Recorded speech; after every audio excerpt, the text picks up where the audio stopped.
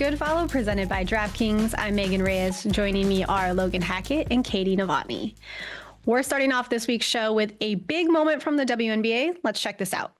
It's for Asjia. Hold on. Oh, this is something. All right, go ahead. All right, do we have someone named Asjia Wilson in the house tonight? Yes. Hi, Asjia. So, Asjia, we have to stop meeting like this. If I think back to 2020 in the bubble and the wubble, I walked into that room and handed you the MVP trophy, and guess what? You are the 2024. I love it so much. I love how all our teammates were getting hyped before the phone call, before the sentence could even be finished. But yes, Asjia Wilson has officially been named this year's WNBA MVP, earning her third overall MVP award. It was a unanimous vote, which has not been done since Cynthia Cooper in the 1997 inaugural WNBA season. So, question, is Asjia the face of American basketball? Yes or no? The answer is yes. Yes. The answer is hell yes. Unanimous is sick, dude. Like, can you, when does that ever, it doesn't happen often, even anywhere. It's so amazing. I love it because of the whole fourth place controversy a few years ago. Like, to now go unanimous is like, she stood on business with that. Exactly. And so I just don't know how anyone can continue to possibly bet against her. And I'm also very excited to see how the Aces do in the playoffs, because you got a 3-time MVP and an Olympic MVP on the Aces. So they may not have had the start to the season that everyone thought they were going to have, but they absolutely cannot be overlooked. I think it was so telling in the fourth quarter of game one against Seattle. Seattle was up at half and then at the end of the third quarter and put up 2 points in the fourth. So I think that says it all. Well, Asjia wasn't the only player to unanimously win an award last weekend. The AP named Caitlin Clark to the All-Rookie Team, All-WNBA Team, and as the unanimous AP Rookie of the Year. The WNBA doesn't announce its Rookie of the Year until later in the postseason, but just between us, as we're, for fun, do you think she will be the unanimous vote? And if not, who else do you think will get the votes? I think she should be unanimous, but when they were voting for MVP, Angel Reese got one, I think it was like fourth place vote. And then I saw this whole discourse. It might just be conspiracy, but that would take away from Caitlin's unanimous decision. But I think unanimously, she should have it for sure. Okay, humor me for a second. Say she doesn't get it unanimously, which is a terrible word to keep saying over and over and over again. But say she doesn't get a unanimous vote. And with Angel's injury, who are some other rookies that you think would get the votes? I constantly struggle with saying this name. Lenny Phoebus. Mm-hmm.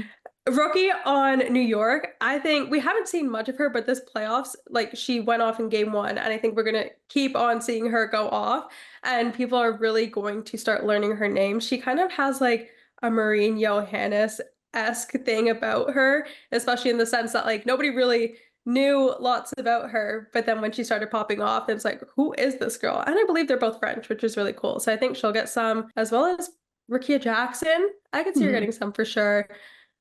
Cam Brink went out early. So I think those are my top two. Well, we all know what Caitlin's impact has been on the league, and we can actually see it tangibly in the ratings. Since 2008, no WNBA broadcast has had over 1 million viewers. This season had 24 broadcasts, and 21 of them featured Caitlin Clark. But we know it's not just her. Viewership was up across the board, and ESPN said TV audiences increased by 170%. So with Paige Bueckers entering the league next season and Juju Watkins likely a couple years after her, this just is the beginning of record viewership, right? I mean, sky's the limit for WNBA. I think it has to be.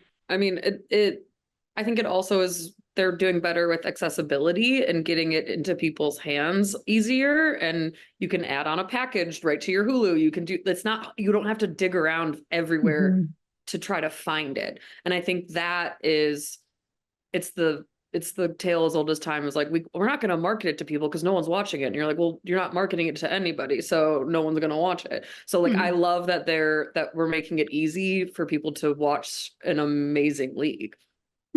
So we've spent a little bit of time on the show over the course of these episodes talking about the hype of Caitlin Clark and whether it's hype or not. But do we think that Caitlin is a one-off, or will we see the same type of hype around Paige Bueckers, Juju Watkins, and some of these other college stars that are going to enter the league in a few years?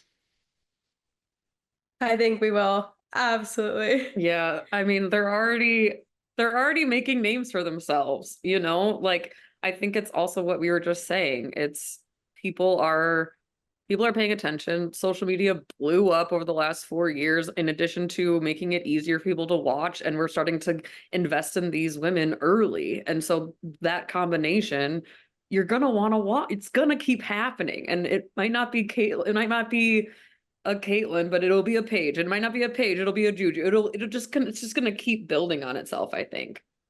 I think with the success of March Madness too, and kind of like what we've seen come from that, we've learned other names like within the Angel and Caitlin. There's been other names on the outside, but I guess because they weren't going to the W yet, people weren't paying as much attention. So now they're gonna kind of watch that, wanting to hear those names and see them play, and then maybe there'll be other controversies and whatnot. But I think that's kind of where it all started, and the nail is in the coffin. I don't know if that's the right quote, but it's going to keep on evolving like this. Let's use it. Did you say the nail or the pin? Which one are you going with? It's the nail. No, the nail.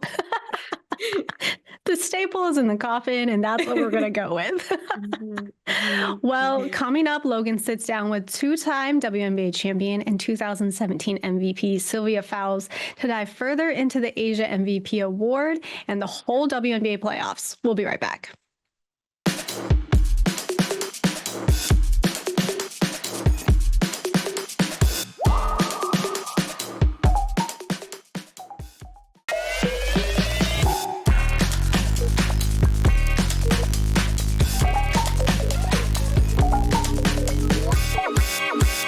Welcome back to Good Follow. Joining us today is two-time WNBA champion, four-time Defensive Player of the Year, and 2017 MVP Sylvia Fowles. Sylvia, we're so excited to have you on.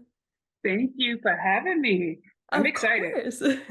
Now let's start with the biggest WNBA news of the week. In a unanimous decision, Asjia Wilson won her third MVP since 2020. Now, as a former WNBA MVP, what does it take to not just win one award, but three? Well, I can't speak on that because I only won one. But that year, I think 2017 was my year I won it. I think Asjia is just on another level outside of like any other player in the WNBA right now. She's definitely on a mission, and that's something that you can appreciate, especially with all the attention that we're getting with the women in the WNBA. And it takes a lot of resilience. It takes a lot of thick skin because you don't have trolls or people that's going to speak their due. But at the end of the day, it just takes what's going to make you better. And I think she's in this period right now where she's just all Asjia, all in what I need to do to get things done. And it's been beautiful to watch. Now, we've been having this conversation every so often, but especially more so that she's been named MVP. Where do you think this lands her in the WNBA GOAT conversation? Well, the GOAT situation has been stretched out a little bit, but Asjia definitely would go down as one of the best, or if not the best, when it's all over and said and done. Her history and her legacy is going to be big. Yeah, I cannot wait to see it, especially like at the end of her career, because she's only 28, which is so she's crazy. So young. Man, I wasn't doing that at 28. I'll tell you that. Now, a lot of people have different definitions for what determines an MVP. So what does Asjia's win say about the criteria for the award? She does a little bit of everything. And when you put that into one, I know people think about like points and stuff like that. That's the most valuable player. But I think MVP is a well-rounded player. One who's going to rebound, one who's going to put her team in a position to win night in and night out, somebody who's going to play defense, as well as score points. But the ones who's doing the dirty work, the things that don't make the stat sheet, I think that all ties into being MVP. And, we can't really talk about, we can't have a conversation about Asjia, but there's also the huge conversation about Caitlin Clark. And I feel like they're kind of the two big names in the league right now. She finished fourth in the MVP voting, was named the AP Rookie of the Year, and is on her way to winning WNBA Rookie of the Year. We all know her rookie season has been absolutely amazing, but where does she go from here? I really don't know, because she's also too someone who can bring so much to the game. I'm not a point guard. I'm not out there shooting threes, so it's kind of hard for me to say for her position. But her future is very bright, I must say. She brings a lot to this game. Of course, she brings the viewership, and just her tenacity and her will to just like not be punked, not get pushed around, but also gonna be like, all right, if you want to push me around, you're gonna push me to this level of greatness. That's something that you can always respect. And based on what you've seen from her this year, do you have any like predictions or maybe expectations for her next year that she won't be a rookie? Just continue to lead in ways that nobody want to believe, and I think she's been doing that. I mean, I think they struggled a little bit this year, but next year, if they can just piece it all together and play together as a unit consistently, they're going to be pretty good and do a lot of damage. And we know Asjia was named unanimous MVP, but Caitlin did get votes. What do you think about that and just the whole voting process in general? I mean, I think she showed her mark. I don't really have a perception of if she's been voted in or voted or not. I think the media does a really good job around who they want to put those votes upon. And I think she should have been in the conversation, although she is a rookie. I mean, you had it done before with Candace and a lot of people before Candace, so I don't see why not. And let's talk about one last award. Being a 4-time Defensive Player of the Year winner, you know what it takes to lock things down. Oh my gosh. So I want to know who your pick is for Defensive Player of the Year this year. I might seem a little biased on this one, but I think Napheesa Collier. I think she's been doing all the dirty work. I hope she could have been an MVP this year. I wish that was a thing, but Asjia just showed up and showed out. So it was like flat out no brainer. But I think Napheesa been doing things on the opposite end of the floor too that don't get her a lot of recognition because everybody been focused on the offensive part. But her defense has been amazing, and the things that she's done for the Minnesota Lynx, I'm so proud of that woman. And I wish, and I'm hoping that she gets Defensive Player of the Year. Have you guys talked at all this year? We talk often, actually. We text after every game. I'm making sure like I'm sending her updates of what I think she did good, what she didn't do so good at. But yeah, I try to keep in communication with her as much as possible. Oh my gosh, I absolutely love that. And at the time of recording, Diana Taurasi has not officially retired, but the rumors are absolutely swirling around that she could be at the end of the season. Here's what she had to say ahead of the Mercury's last regular season game. There's really no place to start, but there's always a place to finish, and it seems to be in the same place. Knowing every single night that we came into this building, we had you guys behind our back. But I want to thank every single coach, every single player, every single person that's put on a WNBA jersey, because it takes a village, and our league is about uplifting each other at every turn. If it is the last time, it felt like the first time. I love you guys. That is so Diana. Like, she's going to keep you on your toes the whole time. She's never going to be direct. She's going to sing sublims. And, you can appreciate Diana. Like, I love that woman so much. She's definitely one of those players who was a headache to play against, but a joy to play with. And she's given us 20 great years. So if this is her last run, I just want to say there will never be another DT. The whole "if it is" like completely throwing me for a loop, but as you said, it is on brand. But I kind of want to talk more about what it's like playing against her, because we see it as fans, maybe sometimes with rookies, but just what goes into the game playing against her, especially knowing how she is on the court. Diana is definitely a competitor, by no means necessary. I think just getting to Diana's head mentally, because she does it to other people. Mentally, that's the only way you can get to Diana when she's playing. And that's like being a little dirty, being a little edgy, talking a little trash. I think she does it well, but when you get someone who does it back to her, she do not like it. And so for us, that was always the game plan, just getting her head a little bit. And sometimes it was a win, sometimes it was a loss, depending on the game situation. But yeah, she's special. She's special in a lot of ways. If she does retire, what kind of legacy does she leave behind after 20 seasons in the W? I mean, you're talking about 20 seasons. She is the W, in my opinion. I mean, she definitely was around the time of my era when I discovered basketball. And to give 20 years of like trauma to your body, because I don't think people really understand what athletes go through with the injuries and all that other stuff. I think her legacy would just be determination. To have that will to want to push for 20 years says a lot about her determination and the things that she brought to the game, but what the game also meant to her. I mean, I couldn't do 20 years, as you can see, but that's a lot of work, and it says a lot about a person who's willing to put themselves through that physicality year in and year out. Do you have It's Sorry, amazing. I can't do it. I can't do every time I think about 20 years, I'm just like, at 15, I was done. I was like, I don't know how she did it. But it's pretty amazing. Do you have any words of wisdom if she does retire? Do you have any words of wisdom for her? DT,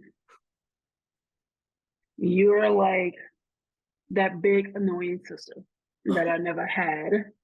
In a lot of ways, she's so loving and caring off the court, but once you step in between those four lines, it's war. And I can appreciate the things that she brought to the game and the things that she would leave behind for these young ones to pick up. I appreciate you so much and the things that you've done for the game, but I just appreciate who you are. I think she came into this league a tough nose, and she left this league being a tough nose, and you can always appreciate about that about someone who's themselves from start to finish. And DT has definitely been that. Goodness gracious, I feel I'm in my feelings right now. Okay, let's move on to playoffs for a minute. At the time of recording, the first semifinal matchup has been set, and it is a 2023 rematch between the Aces and the Liberty. And that was a crazy series to begin with, but do you think the Aces can hold on and keep their chances of a three-peat, or are the Liberty just too good this season? I think the Aces can hold on. And I say that because I think they're now at a phase in the season where all cylinders are clicking now. Chelsea Gray is a little bit more healthy. You got Hayes going out there completing the game plan, but also scoring. Asjia is just coming off winning MVP. I think Kelsey just she got something to prove. And so I think you're going to get a good battle between those two. I don't think you can knock them off just yet. But with that said, New York, I mean, they're a well-oiled machine as well. And so it's going to be tough. It's going to be a battle. And I'm looking forward to it. What are you most looking forward to in the matchup? I think more of the trash talking, because women's sports don't get that a lot. And it was a lot said last year with Aces winning and their players being on social media and having so much to say. I'm sure New York is holding on to that, and they're going to have something to prove. And so I'm willing to see what they're going to throw back in the Aces' face. Now, up in the conversation with the Liberty and the Aces is the Lynx, and you know them so well. You spent 7 years of your career with the Minnesota Lynx, who are one of the best teams in the league. So what are the keys for the Lynx to win it all this season? I think continue to play as a team, be unselfish, but at the same time be consistent. And I think we gotten this far throughout the season because the team has been consistent on both ends of the floor. And if we can piece that together in the playoffs, I think we got a good chance of making it to the finals. And with a lot of new eyes on the W this season, people have a lot of questions about the playoff format, being the better seed, getting games 1 and 2 at home versus games 1 and 3. Now, you're not in the league, so you can't get fined for this. You can speak out. I want to know if you think it is the right format, or does the structure have to evolve as the league goes on? I think we've been through different formats over the last couple of years. But I would say this one, I like it. I like it because if you're the number one seed, you want to play at home. And that's the whole point of like playing at home. Like you want to get those games at home and get them out the way because you have the best season at home, like the best, yeah. And so I don't have a problem with it, honestly. It would suck for the opponent, of course, if we was in like 8 seed and have to do 2 games there. But I think it's well worth it. That's what they played for year round. They was the number one seed, so they deserve it. Yeah. If you could make like a dream playoff format, what would it be? A dream playoff format, Lynx playing the Liberty in the finals.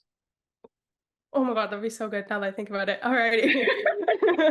Before we go, the foundation of this show is that communities get built one good follow at a time. And every week we do a good follow, which can be a person, page, brand, you name it. So who would you like to shout out as your good follow? Right now, this current moment, I have 2. I have a friend by the name of Rohan. He's in DC. He's an artist and he does artwork.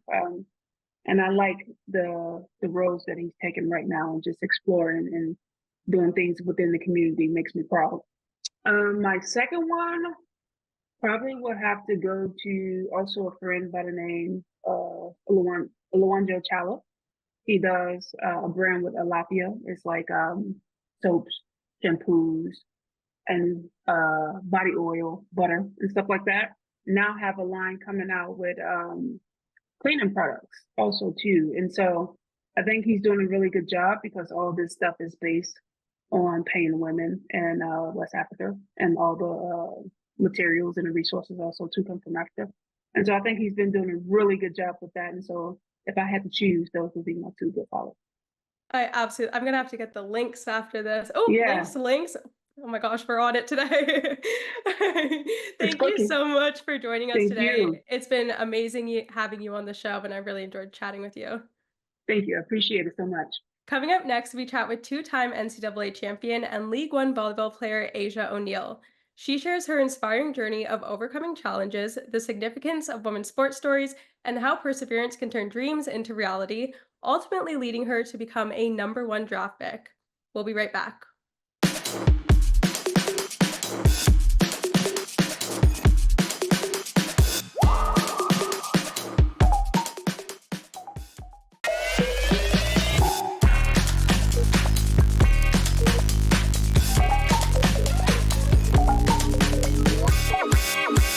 When you are faced with all those trials and when you just really have to force yourself to like put your head down and keep working, and then it works out for you in the end and you accomplish everything you set out, I think that's like the epitome of sports and something that is so special to experience.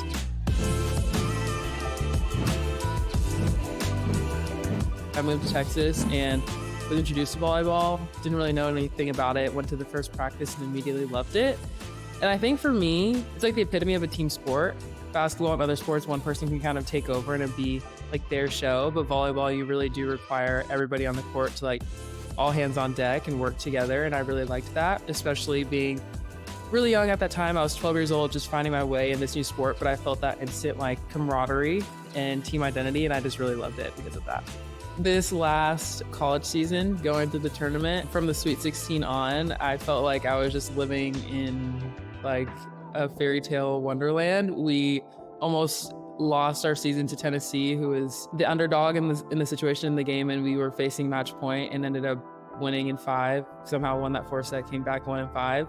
And from that point on, we beat like 3 #1 seeds in a row. It was just so rewarding that amidst all the craziness and the outside noise and people doubting, saying that we were just a one-hit wonder, somehow won the year before, couldn't do it again, being able to prove all those people wrong and then going on and winning the way we did was just so special. That was just like clear-cut example of when you really do the work and ignore everything outside of you, you can still accomplish it no matter what people say.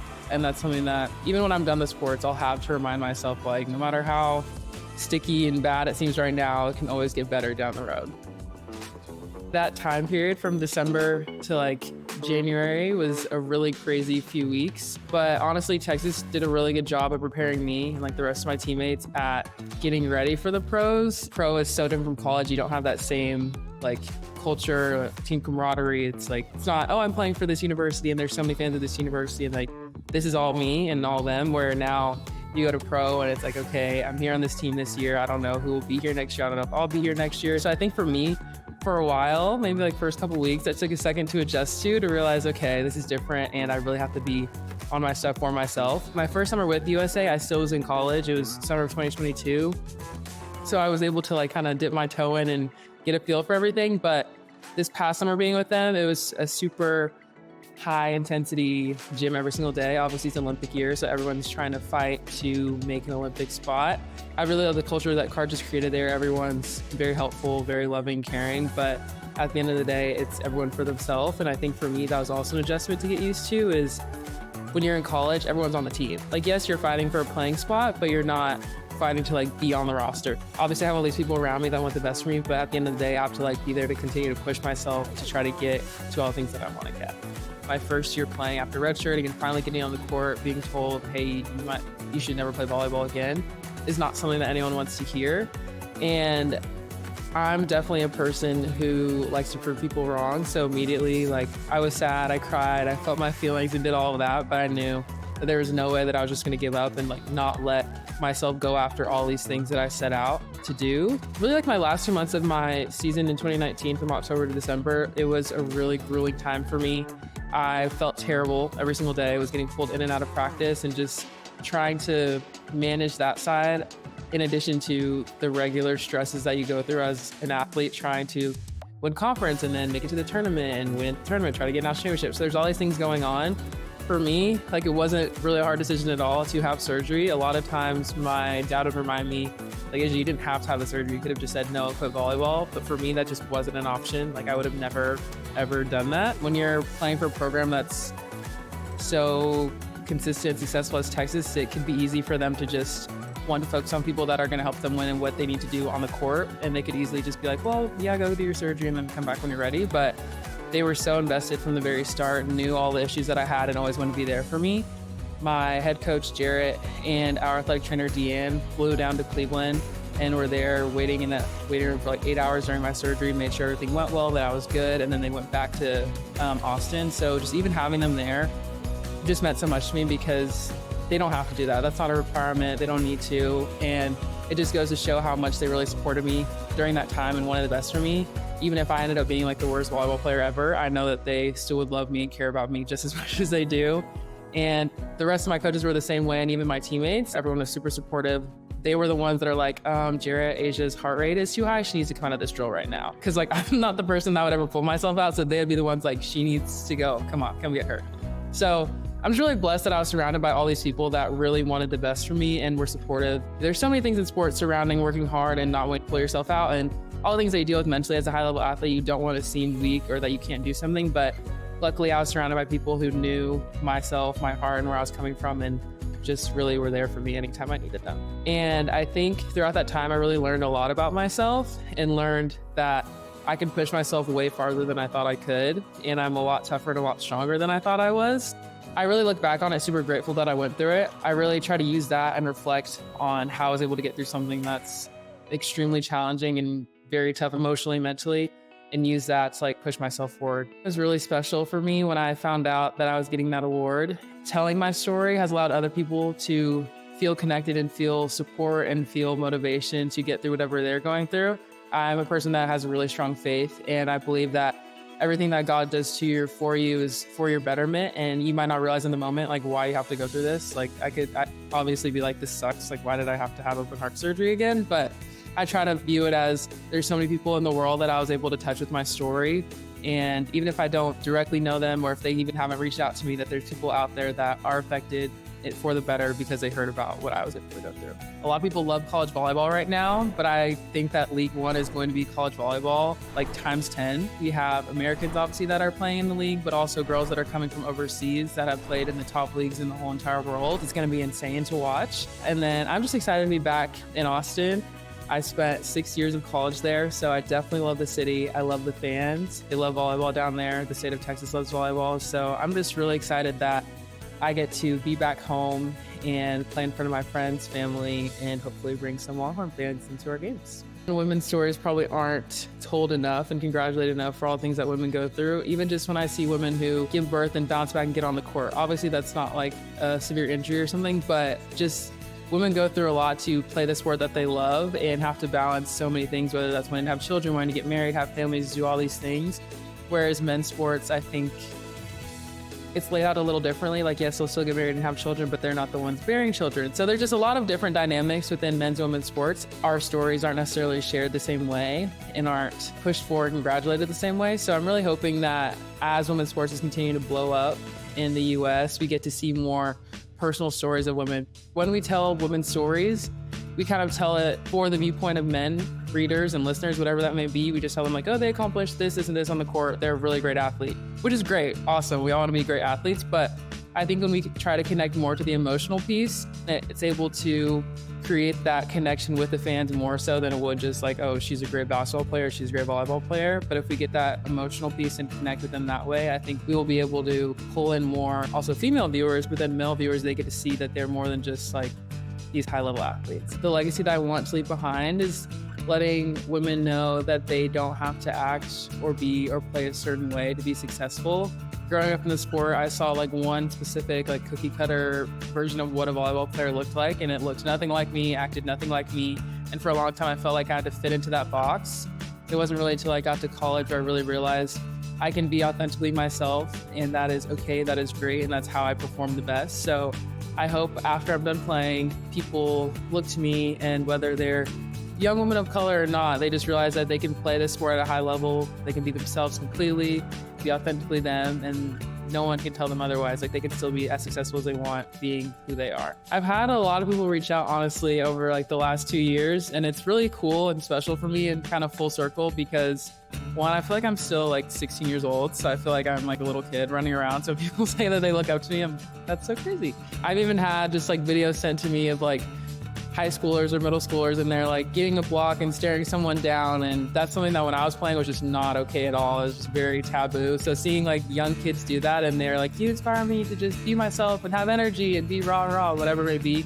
There's nothing better than being able to just authentically be you and just play freely and show your emotion however you want, and not having people dictate what or how you should look and act when you play. So it's really cool when girls do that, and it makes me feel like I'm doing something right.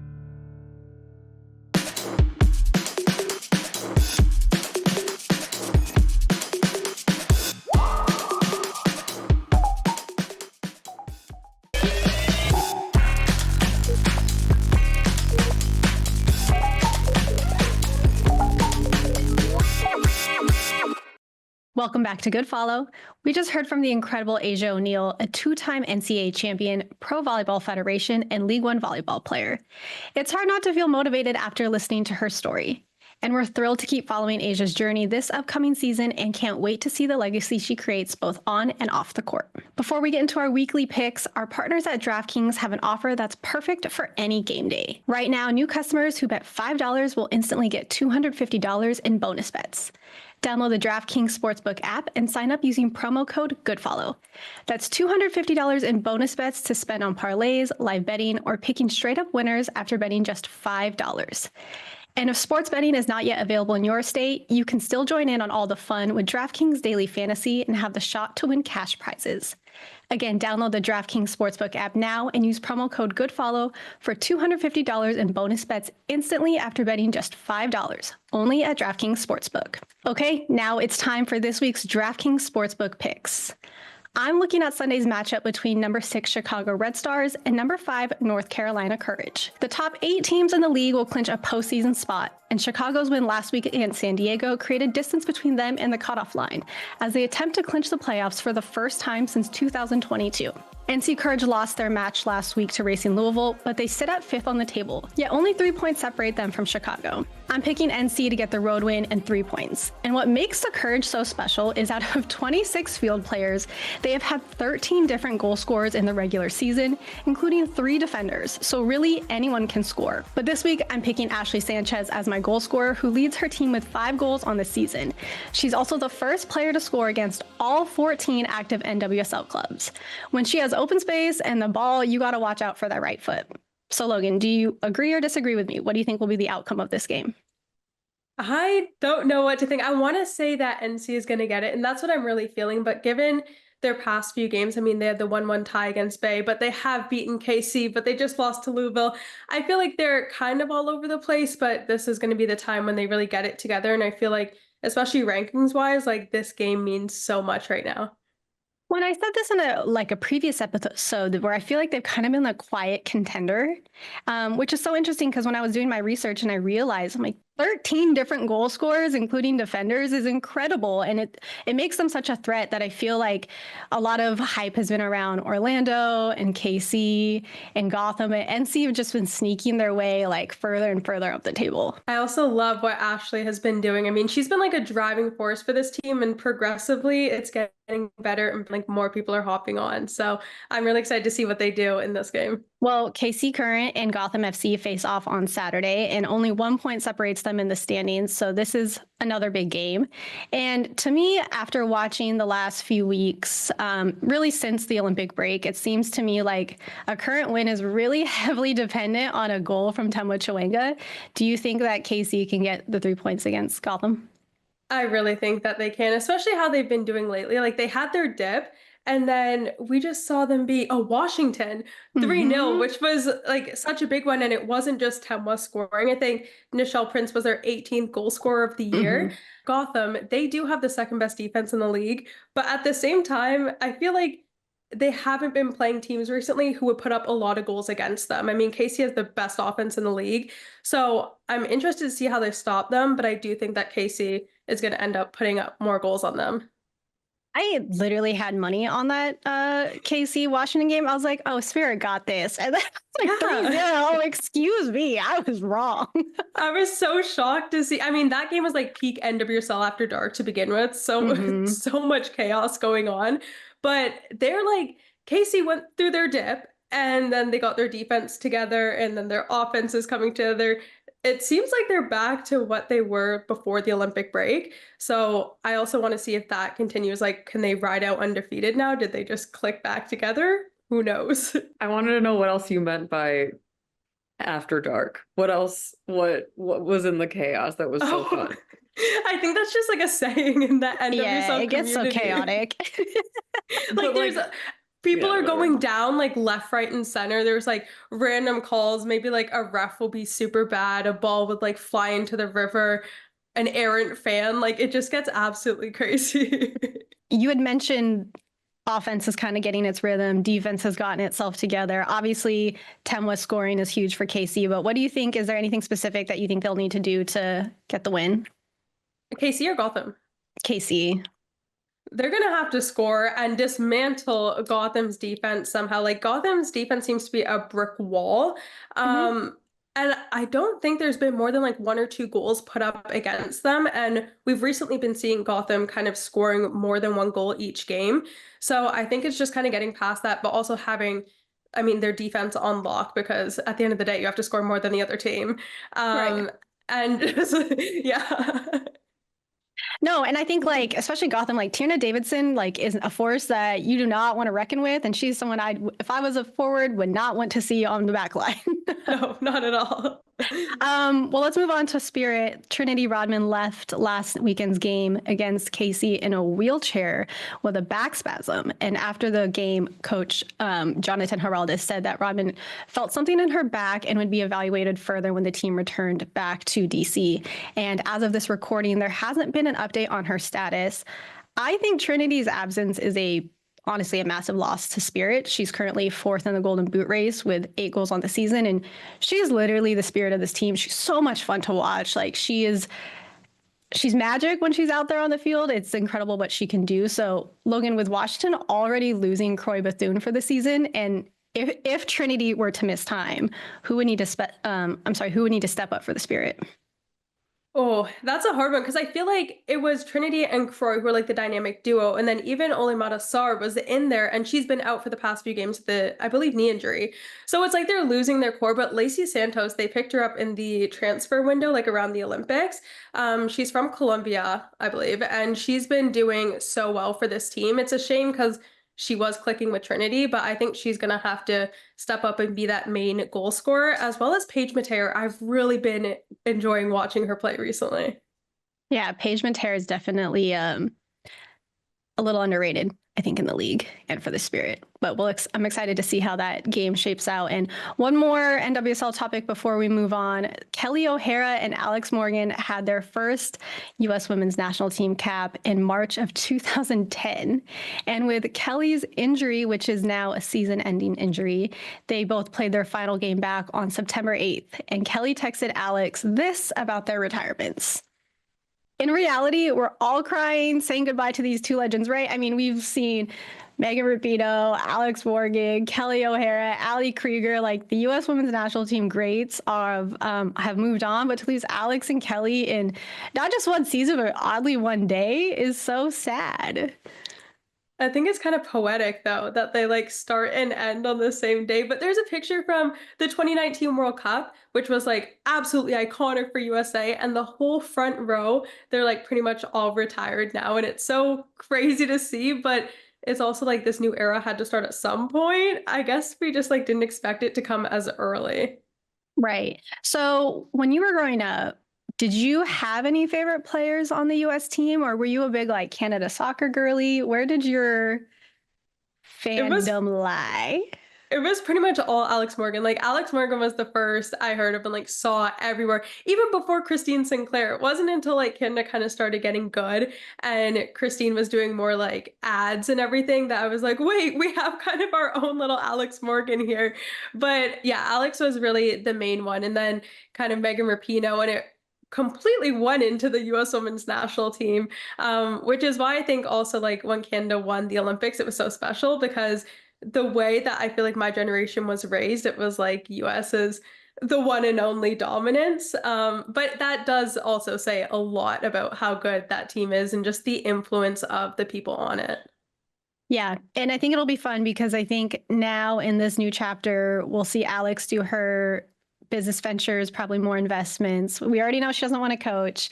And Kelly I hope she does more on air. She does her man on the street videos are so fun. She just has such a fun and I want to say infectious personality in such a great way. So hopefully we'll see more of both of them around the game. As we go. Exactly. Well, we'll move on from soccer for a little bit. A few weeks ago, Amazon Prime dropped a 6-episode series called The Money Game, which follows LSU athletes as they navigate and take advantage of the changes with name, image, and likeness. So this got me wondering, who do you all think will be the next NIL influencer in women's college sports this year? In other words, if we're looking specifically at LSU, who would be the next Angel Reese or Livy Dunn? I think Haley Bryant, she's coming back for 5th year in gymnastics. I think this is really going to be her year to pop off. And then actually another Haley Van Lith.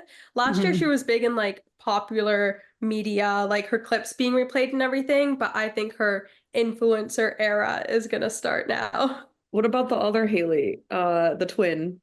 Cavender? Yeah. Cavender. Do we like her? I just know that she's really hot and has a lot of followers, and I feel like that's what you need to pop off. So the Cavenders were like OGs in the NIL thing. Like I'm pretty sure a lot of it started because trailblazers, I guess we can call them, which is super cool. But I'm also excited for like freshmen who we don't really know a lot about coming in, and then they start to get popular and their following grows.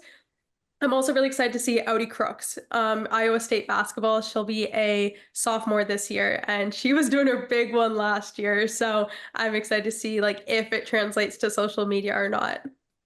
I'm also excited to see, and not that it really matters, but I'm excited to see like if there's a sport that takes up, space. Mm-hmm. Livy, obviously, gymnastics, women's basketball is huge. But like I would love to see if there's a sport and an audience that like people are most engaged with. I could see gymnastics definitely being a big one. A lot of people are still Still really bought in and really excited after the Olympics. But I think that's always really interesting too, especially with college sports, is we get a little bit more of a mix across the board of sports than we may see in like major professional leagues in the States as of now. Before we close the show and get to this week's Good Follow, I know Katie has something she wants to share and she really wants to shout out. So Katie, what do you have for us? Okay, my honorary good follow of the week is at WNBA Granny on Instagram. I'm making her be my new grandma. Watch this. This is day 19 of my journey from 84-year-old grandma to WNBA All-Star. I wake up between 5 and 5:30 a.m. and I'm on the gym ready to go by 7 a.m. I'm literally a dog. If waking up early and busting my ass on the court and in the weight room is the price for making the WNBA and turning my dream into a reality, I'm going to pay that price every single day. She's literally a dog.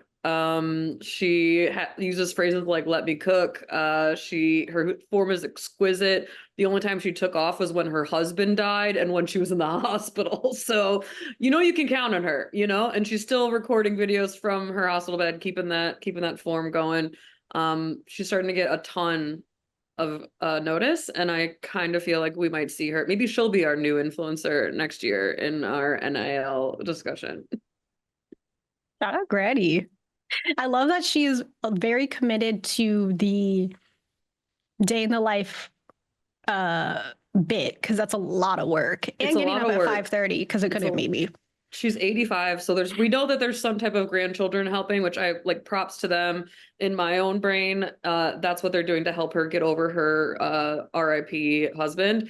And I love that. I think it's beautiful. And she also has there was one time where she said, "I think the WNBA is ignoring me because I'd be a cheat code." I love that so much. Well, thank you for sharing WNBA Granny with us. And as we all know, the foundation of the show is built on the idea that communities are built one good follow at a time. And so each of us take turns shouting out a person, page, or brand as our good follow of the week. Katie had her honorary one, and this week I'm also up. So this week I want to shout out Olivia Ho, aka The Give and Grow on IG. Olivia is the owner of The Give and Grow, which is an initiative centered around growth. And one of their initiatives are workshops for girls and women to create their own basketball planters. And The Give and Grow has partnered with major players in the sport world. So let's check out this video.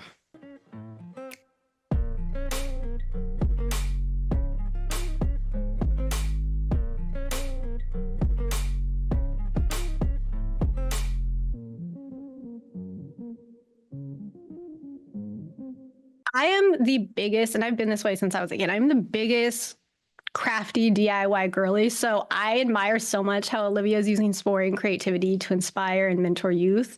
And so I encourage everyone to check out her planters and her workshops. And I know she just posted something today that she's dabbling in soccer planters a little bit more. So really excited to check those out. But everyone go and give Olivia and The Give and Grow a follow on Instagram at The Give and Grow. And we want to hear from our fans. Who is your good follow? You know the drill. Send us your nominations to @GoodFollowShow and tell us why your good follow should be featured. Good Follow can be found on DraftKings Network or on the Good Follow YouTube page. Good Follow is brought to you by DraftKings, and we'll see you next week.